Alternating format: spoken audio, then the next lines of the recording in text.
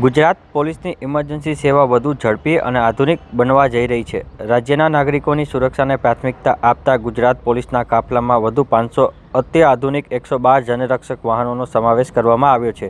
ગાંધીનગરના નવા સચિવાલય હેલીપેડ ગ્રાઉન્ડ ખાતેથી નાયબ મુખ્યમંત્રી હર્ષ સંઘવીએ આ વાહનોનું ફ્લેગ ઓફ કરાવ્યું હતું. 500 નવા વાહનોનો ઉમેરા સાથે હવે સમગ્ર ગુજરાતમાં 24 કલાકમાં કુલ 1000 જનરક્ષક વાહનો ઇમરજન્સી રિસ્પોન્સ માટે તૈનાત રહેશે.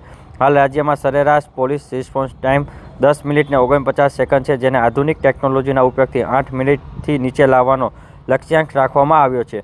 CAD system, caller location technology અને આધુનિક કોલ સેન્ટરથી પોલીસને ઘટના સ્થળે ઝડપી પહોંચવામાં મદદ મળશે. એટલું જ નહીં, ઓલા, ઉબેર અને રેપિડો અને ભારત ટેક્સી જેવી એપને પણ 112 પેનિક બટનનું ઇન્ટિગ્રેશન કરાયું છે. જનરક્ષક પ્રોજેક્ટને માત્ર 11 મહિનામાં 11 લાખથી વધુ ઇમરજન્સી કોલ સેવાઓમાં આપવામાં આવી રહી છે. હવે નવા વાહનો સાથે ગુજરાતમાં 112 સેવા વધુ ઝડપી અને ટેકનોલોજી આધારિત નાગરિક કેન્દ્રિત બનશે. આ કાર્યક્રમમાં રાજ્ય કક્ષાના મંત્રી કમલેશ પટેલ, DGP GS મલિક સહિતના ઉચ્ચ અધિકારીઓ ઉપસ્થિત રહ્યા હતા. આ કાર્યક્રમ 25 ઓગસ્ટના 10:30 વાગે યોજાયો હતો.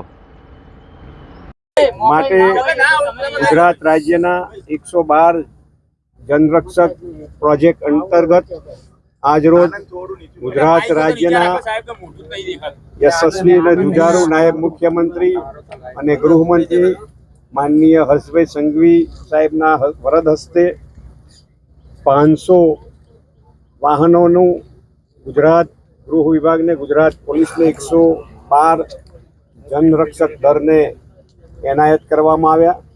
આ શુભ પ્રસંગે ગુજરાતની 7 કરોડ જનતાની સુખાકારી, સુખ, શાંતિ અને સુરક્ષાની ગેરંટી ગુજરાત પોલીસે આપી છે અને ગુજરાત પોલીસ અવ્વલ છે કે ગુજરાતમાં સુખ, શાંતિ, સમૃદ્ધિ અને સુરક્ષા અને 112 દ્વારા પીડિત સુધી પહોંચવાનો જે સમય છે એ સમય એકદમ ઓછો કરવાના પ્રયત્ન છે. અને હવે કોઈ પણ જગ્યાએ 112 ડાયલ કરવાથી 10 મિનિટમાં તમને રક્ષા કવચ મળે એવી આજથી ગુજરાતના ગૃહ રાજ્યમંત્રી અને નાયબ મુખ્યમંત્રીના વરદ હસ્તે આ 500 જનરક્ષક વાહનોના લોકાર્પણ પ્રસંગને